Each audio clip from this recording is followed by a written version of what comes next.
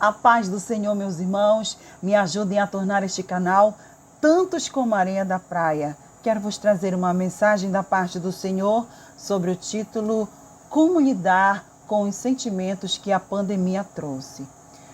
Pois bem, estamos lidando contra um inimigo invisível, é o que todos dizem, as manchetes na TV, os supertextos da internet, mas eu quero lembrar à igreja que essa guerra nós já conhecemos, porque não existe uma batalha que a igreja não tenha que dar um pulo no mundo espiritual e guerrear contra o reino das trevas. Aleluia. Mas parecia que de repente todos os crentes estavam terrivelmente amedrontados. Antes mesmo da pandemia se instaurar, tive a oportunidade de participar de um culto de louvor e adoração ao nome do Senhor e pude dizer a todos os presentes, impulsionada pelo Espírito Santo de Deus, que quando um homem ou uma mulher tem que morrer, ele não passa da primeira esquina. É isso mesmo. Então, não havia motivos para nós temermos, mas que pudéssemos todos estarmos preparados, porque Deus nunca trouxe o juízo sem antes do aviso, e sempre Deus pediu ao homem conserto e arrependimento. E eu creio que é isso que Deus está fazendo. Deus está promovendo um tempo de conserto e de arrependimento para toda a humanidade. Quando eu achei que tinha organizado o meu psicológico, então vieram as notícias de mortes de conhecidos, vieram o desemprego, vieram a neurose dos sintomas, se estabeleceu o decreto do governo que os nossos cultos não poderiam ser realizados e nos vemos em um turbilhão de situações. E então eu ouvi um conto árabe que eu quero compartilhar com vocês, que diz assim: a morte comunicou a Deus que ia matar 10.000 pessoas.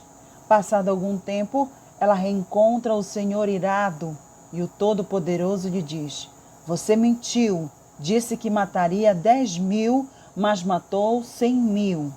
A morte respondeu: disse a verdade, matei 10.000, o resto foi de medo.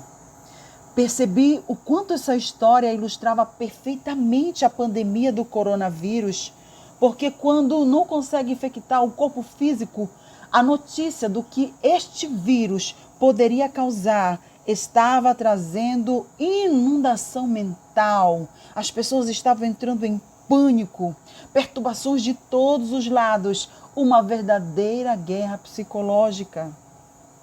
E então o Senhor, mais uma vez, equilibrando as nossas emoções, eu pude entender o Senhor me dizendo: não existe melhor terapia do que a oração. Desabafar com Deus, aleluia, os seus medos, as suas angústias e tristezas, continua sendo cura para a tua alma, continua sendo cura para a alma de todo ser humano. O nosso Deus é imutável, continua o mesmo médico por excelência, poderoso para curar as nossas emoções. Aleluia! E Ele nos ama e está pela sua infinita misericórdia preparando o seu povo para o arrebatamento da igreja. Como disse, depois que nós recebemos o decreto do governo, não podemos mais nos reunir na igreja do Senhor. E o altar pessoal e o altar familiar passaram a ser o refúgio da igreja. Aleluia. E considerando que nem todos por aqui têm internet, não podemos realizar nenhum culto online. E mais uma vez o Senhor nos deu a direção. Deus trouxe à minha memória a mensagem dos 3 altares na vida do crente, que é o altar pessoal, o altar familiar e o altar congregacional. E eu quero compartilhar com vocês. Sobre o altar pessoal, eu ficava imaginando quantos crentes estavam abandonando a presença de Deus. Lembrei-me das 10 virgens que o azeite não pode ser comprado ou emprestado no último minuto. Aleluia! Cada um de nós precisa desenvolver um relacionamento de intimidade com Deus. É Deus nos dizendo: você precisa consertar a tua vida, você precisa consagrar a tua vida e se purificar na presença de Deus. A Bíblia diz que o povo de Israel viveu escravizado no Egito por 400 anos, mas foi libertado pela mão poderosa de Deus, que levantou e capacitou Moisés para essa tarefa aparentemente impossível. Após os juízos das 10 pragas sobre a nação egípcia, Israel foi finalmente liberto daquele jugo e saiu enriquecido da terra com grande despojo. Olha que coisa linda que Deus começou a fazer.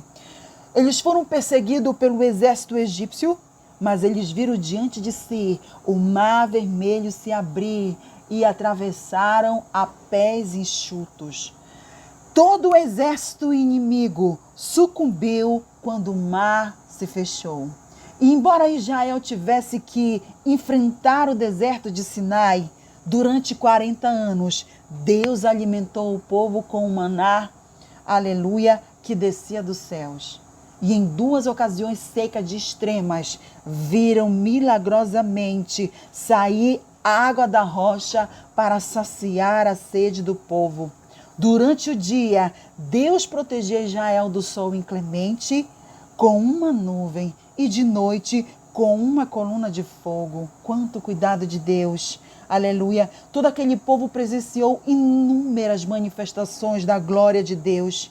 Receberam os 10 mandamentos. Durante 40 anos, ninguém adoeceu e nem teve as suas roupas e sandálias desgastadas. A presença de Deus era real e a operação do seu poder absolutamente normal. E fica uma pergunta: seria possível que este mesmo povo que contemplou as maravilhas do Senhor, que testemunhou as operações milagrosas de Deus, seria possível que esse mesmo povo se esquecesse de Deus? Sim. Aleluia. Infelizmente, Israel não somente se esqueceu de Deus, mas também se voltou para adorar ídolos, mudos, surdos, inoperantes de outros povos. Aleluia. Eu quero vos dizer que após a ocasião do deserto, foi uma das vezes que a Bíblia nos mostra o povo abandonando a presença de Deus. Quantas vezes nós somos como Israel, abandonamos a presença do Senhor, abandonamos sua presença por qualquer coisa, por internet, por passeios, passatempos e outras coisas mais que você deve estar fazendo que te impedem de estar na presença de Deus. E o Espírito Santo está nos dizendo: não abandone a presença de Deus. Nós não somos nada sem Ele. Aleluia. Eu quero falar a respeito do altar familiar, porque eu considero que se você consegue reunir sua família nos pés do Senhor, você é um vencedor, você é uma vitoriosa. Porque simplesmente a divisão dentro dos lares tem se tornado cada vez normal. As famílias inteiras estão divididas, filhos que não respeitam seus pais, que não honram seus pais. E voltar ao altar familiar é uma forma eficaz para exercer a comunhão, o discipulado dos filhos, o relacionamento da família. Aleluia. O altar familiar é um tempo investido para conduzir toda a nossa casa nos pés do Senhor, ensinando nossos filhos a dependerem inteiramente de Deus. É Deus dizendo: arruma tua casa, homem de Deus. Glória a Jesus. E o que dizer do altar congregacional? Eu tenho muito para dizer do altar congregacional. Aleluia. Mas eu tenho que resumir em como os cultos têm sido afetados, cultos de doutrinas vazios, cultos semanais nem se fala. Aleluia. Pastores abandonados por causa do ministério negligente. E É Deus dizendo, igreja, esteja preparada. Aproveita a liberdade que tu tens, igreja brasileira, te congrega, te deleita na presença do Senhor. Esteja preparada. O tratar de Deus nada mais é porque o Senhor corrige o que ama e açoita qualquer que recebe por filho. Está lá em Hebreus 12:6. Hoje as pessoas dizem que estão com saudade da presença de Deus. E o que nós podemos dizer é o Salmo 42, verso 5, que diz: porque estás abatido, minha alma, e porque te perturbas em mim, dentro de mim, espera em Deus, pois ainda o louvarei pela salvação da sua face. Meus irmãos, diante de tudo que está acontecendo, ainda assim, Deus está no controle de tudo. Eu quero vos contar um testemunho de uma irmãzinha do círculo de oração. Nós sabemos que a nossa saúde, ela é um caos. A corrupção não permitiu que a nossa saúde no estado do Amapá tivesse condições de manter todos os pacientes que estão sofrendo com esta pandemia. Mas eu vi uma irmãzinha do círculo de oração, aleluia, passar 5 dias na UTI pública e sair de lá quando a mesma, eu fiquei sabendo quando a mesma já tinha saído de lá fazia 1 semana. Por outro lado, eu tive notícia de jovens que tinham uma vida pela frente, que pagaram caro por atendimento particular, na tentativa de salvar as suas vidas, não tiveram a mesma sorte, deixaram um luto para os seus parentes e seus amigos. E eu quero finalizar com esses testemunhos, porque eu amo a promessa que está escrita em 1 Coríntios capítulo 15. Glória a Jesus.